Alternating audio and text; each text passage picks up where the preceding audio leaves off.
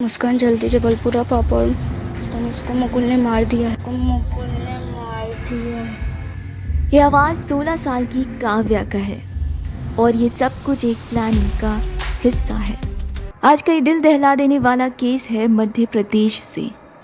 16 साल की काव्या को मुकुल मिला जो पहले उसे छेड़ता था और बार बार मुलाकातों की वजह से काव्या को मुकुल से प्यार हो गया। इसके बाद दोनों घर से भाग गए, लेकिन पुलिस की मदद से काव्या के पिता ने दोनों को ढूंढा। क्योंकि काव्या माइनर थी और सारा इल्जाम मुकुल पर था, तो पॉक्सो एक्ट के तहत मुकुल को अरेस्ट किया गया। लेकिन कोर्ट में जज के सामने काव्या ने अपनी गवाही बदल दी और उसने कहा कि वो अपनी मर्जी से भागी थी। इसके बाद मुकुल को भी जेल से रिहा कर दिया गया। लेकिन जेल से बाहर आने के बाद मुकुल का बिहेवियर बदल गया। मुकुल उन मूवीज से इंस्पायर होने लगा, फिल्मों को देखने लगा।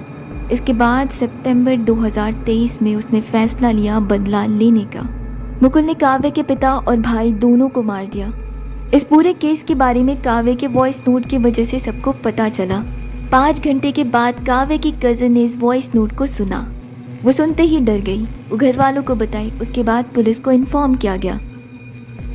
जब पुलिस ऑफिसर्स घर के अंदर आए तो उन्हें दिखा कि किचन में एक प्लास्टिक की थैली में मारकर उसके पिता को रखा गया है। वही 8 साल के छोटे से भाई को मारकर फ्रिज में रख दिया गया। रिपोर्ट्स के मुताबिक भाई की जान हमला की वजह से नहीं बल्कि फ्रिज में बंद होने की वजह से गई है। अब हर तरफ देखा गया, काव्या कहीं नहीं है। वॉइस नोट के बाद काव्या मिसिंग है और उसकी लाश भी नहीं है। तो क्या मुकुल ने काव्या को भी मार दिया? अब पुलिस छानबीन में लग गई। आसपास के सभी सीसीटीवी फुटेज को देखा गया। इस फुटेज में नजर आया कि पहले मुकुल स्कूटी से निकला, इसके बाद पीछे पीछे काव्या भी निकली। अब ये क्लियर हो गया था कि ये सब कुछ मुकुल और काव्या ने मिलकर किया है और वो वॉइस नोट सिर्फ और सिर्फ पुलिस को कंफ्यूज करने के लिए था। इस हत्याकांड की साजिश दोनों मिलकर लगभग 6 महीनों से कर रहे थे। दोनों ने हर चीज प्लान कर ली। पुलिस को कंफ्यूज करने का पूरा प्लान बनाया। पहले वो रेलवे स्टेशन गए ताकि पुलिस को लगे कि वो ट्रेन से कहीं भागी है, लेकिन उसके बाद वो रेलवे स्टेशन से बाहर निकले।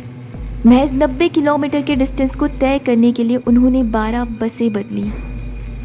अब तक वो लोग 7 राज्य और 9 शहर बदल चुके हैं। कैश के साथ साथ उनके अकाउंट में भी कुछ पैसे थे और ऑनलाइन ट्रांजैक्शन वो सिर्फ पब्लिक वाईफाई से कर रहे थे ताकि उनके डिजिटल फुटप्रिंट के बारे में भी किसी को ना पता चले।